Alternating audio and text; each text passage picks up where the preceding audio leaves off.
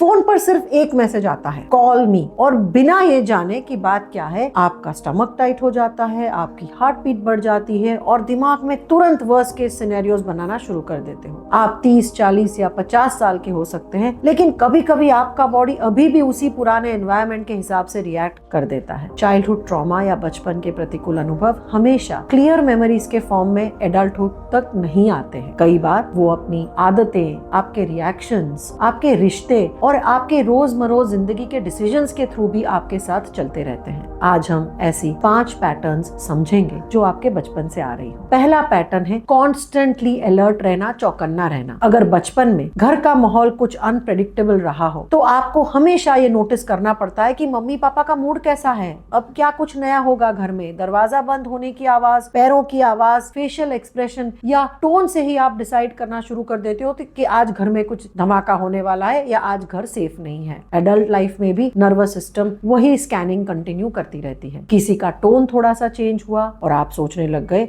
कि ये नाराज हो जाएंगे, अभी झगड़ा हो जाएगा। रिप्लाई लेट आया तो आपको लग रहा है कि अभी तो ये चला गया। रिजेक्शन का फियर एक्टिवेट हो जाता है। अगर बॉस ने कहा वी नीड टू टॉक और आपके दिमाग में पहले ही अज्यूम कर लिया कि अभी तो जरूर कुछ बुरा होने वाला है, आज मेरी फायरिंग हो जाने वाली है। तो इसे कई बार एंजाइटी या ओवरथिंकिंग कहा जाता है, लेकिन इसके पीछे पुरानी जो आपकी सिस्टम प्रोग्राम हो चुकी होती है, हाइपर विजिलेंस, वो भी हो सकती है। दूसरा इम्पैक्ट कॉन्फ्लिक्ट या तनाव हैंडल करने के तरीकों में दिखाई देता है। बचपन में अगर कोई भी डिसएग्रीमेंट हुआ या कोई चीज पे लोगों में अगर अलग पॉइंट ऑफ व्यू आया और आपको लगा कि अनसेफ है, तो अडल्ट लाइफ में भी आपका बॉडी स्ट्रेस रिस्पॉन्स मतलब फाइट, फ्लाइट, फ्रीज या फॉन रिस्पॉन्स में चला जाएगा। फाइट रिस्पॉन्स में आप डिफेंसिव हो जाते हो, गुस्सा करने लगते हो या बहुत चिल्लाते हो, चीखते हो, गलत शब्द यूज करने लगते हो। हर आर्ग्यूमेंट आप जीतना चाहते हो। फ्लाइट का मतलब सिर्फ फिजिकली भाग जाना नहीं है। अगर आपको लग रहा है कि कोई बातचीत ऐसी हो रही है जो मुश्किल है या जो तनाव वाली है, तो आप वहां से भाग जाना चाहते हो। आप मुश्किल परिस्थितियों से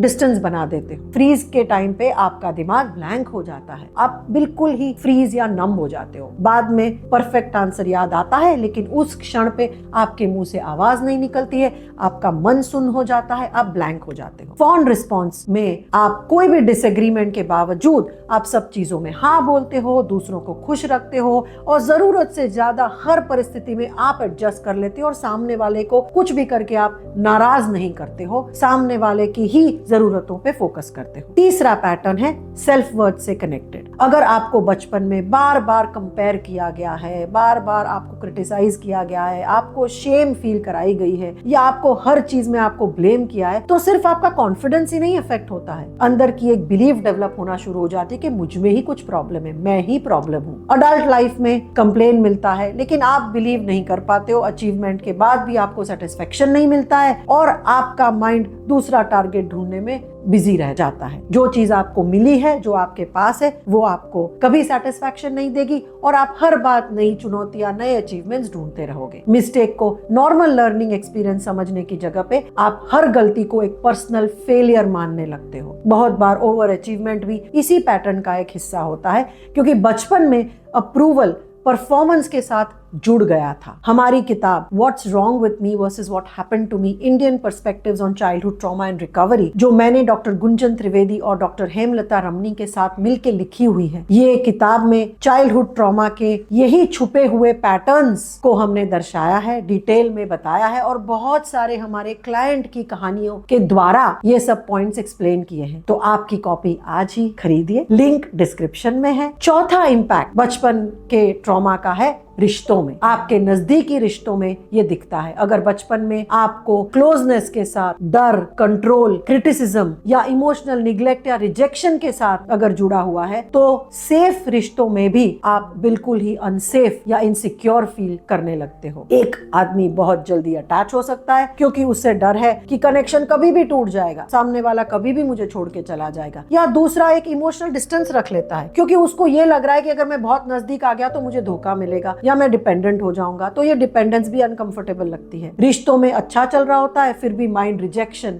बिट्रेयल या अबैंडनमेंट के साइंस कॉन्स्टेंटली ढूंढता रहता है। करंट पार्टनर कुछ नॉर्मल कह रहा है, लेकिन नर्वस सिस्टम इसे पुराने रिश्तों के आधार पे, पुराने अनुभवों के आधार पे रिएक्शन देती है। 5वां पैटर्न है वर्क, रेस्ट और डिसीजन मेकिंग, और इसमें भी ये दिखाई देता है। बहुत से एडल्ट्स तभी वैल्यूएबल फील करते हैं जब वो कुछ करके दिखाते हैं, प्रोडक्टिव होते हैं या हर बार रिजल्ट दिखाते हैं। छुट्टी है, वीकेंड है, फिर भी आराम नहीं कर पाते हैं, उसमें भी उनको गिल्टी फील होता है। छोटी सी गलती हो जाती है, उसके बाद दिमाग कहता है अब सब खराब हो गया, मेरे से कुछ सही नहीं होगा, कभी कुछ ठीक नहीं होता। अच्छी अपॉर्चुनिटी मिलती है, उसके बाद भी आप डिले करते रहते हो, अवॉइड करते हो। लास्ट मिनट पे वो अपॉर्चुनिटी या वो आपके पास जो ऑप्शन आया है वो भी आप स्पॉइल कर देते हो। वर्क एडिक्शन, परफेक्शनिज्म, प्रोक्रेस्टिनेशन और सेल्फ सैबोटाज या खुद को हानि पहुंचाना, ये सब लगता तो है अलग अलग, लेकिन कहीं कहीं ये सब के पीछे एक कॉमन लिंक है, वो है बचपन का डर, बचपन के प्रतिकूल अनुभव। अगर मैं फेल हुआ तो मैं खुद इनफ नहीं हूँ, अगर मैं रुक गया